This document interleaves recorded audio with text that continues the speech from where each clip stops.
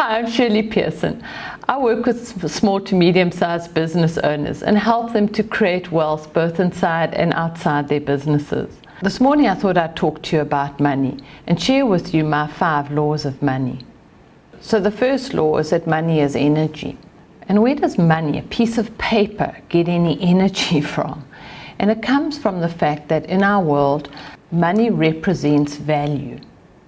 So it's a very, very powerful energy. But at its real core, if we think about money, it has of itself no value at all. It only gains the value and the energy by what we give it. So if you want to change your relationship with money, how does one even start to go about that? And often it's useful just to work backwards. Look at your results, because results don't lie. So where are you with money? Do you have an abundance of money? Do you have an abundance of wealth? When you think about money, do you feel light or do you feel burdened? And then trace it backwards and ask yourself, what is the beliefs that I hold that would be compatible with the results that I receive? And from that you may have some insights into some of the old beliefs that you are carrying around with you, which you can update. And by updating them, perhaps you'll get a different result. The second law of money is you want to find your passion. You can most certainly make a living doing the things that you're doing, but if you're not passionate about it, you're not going to make large sums of money. Because at the end of the day, it's the passion that's going to get you out of bed at 3 o'clock in the morning. It's going to help you to work the long hours. It's going to give you the motivation to do the hard yards, to get you through the tough times. I get a lot of people who come and see me and say, Shirley, I can't find my passion. But if you're really serious about finding your passion, you need to take some time out. You need to actually give yourself some space. You need to do some meditation, do some reflection, go for a walk in the country, and really, really spend time with yourself, asking yourself, what is it that you're passionate about? What is it that gives you energy? Start with where you are and make yourself a long list, testing yourself, say, what can I make of this? And then what can I make of that? And see where that exploration takes you. The third rule is you need to have prosperity beliefs. How do you view your world? When you look around you, do you see the world as a world of limited resources? One where you have to compete with your neighbor, you have to get in first.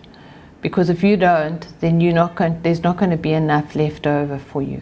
You've probably heard it said, we don't see the world as it is, but we see the world as we are. So we all look at the world with different lenses that come from our experiences, that come from what we've been told. It comes from the beliefs that we've adopted along our journey.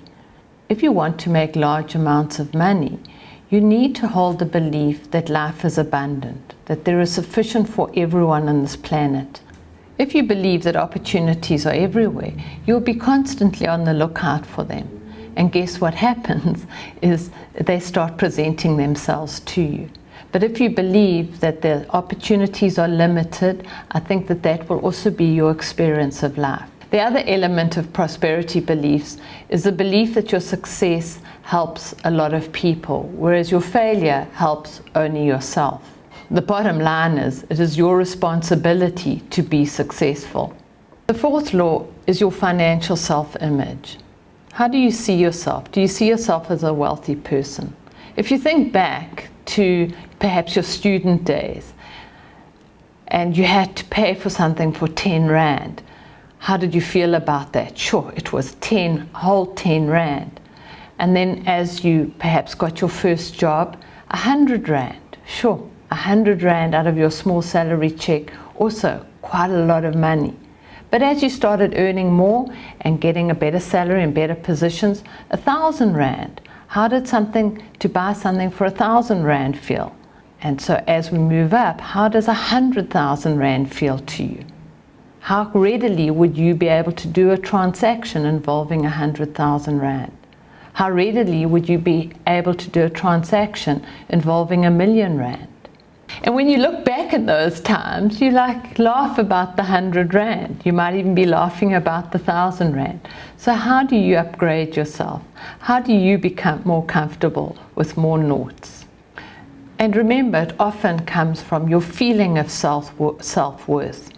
Can you hold a feeling of self-worth long enough until the money starts appearing in your bank account? The fifth law is the law of giving. Giving and receiving is on the same continuum. Usually we're very comfortable with the idea of giving, but less comfortable with the idea of receiving. But in actual fact, they are the same thing, and we must give as well as receive in order to ensure that we are within the flow of life. Money is like a river. If it doesn't keep flowing, it starts to stagnate. The interesting thing about life is that whatever you want more of, give it away. Give what you have away so that you can start the flow, so that you can start having more of what you want coming back through into your life. You can start the river flowing. So if you want love, give love to others. If you want joy, bring joy to others. If you want to be appreciated, show appreciation for others. And if you want money, give money to others. So the thing with the 5 laws of money is they're operating anyway. It doesn't really matter what you believe or how you see it.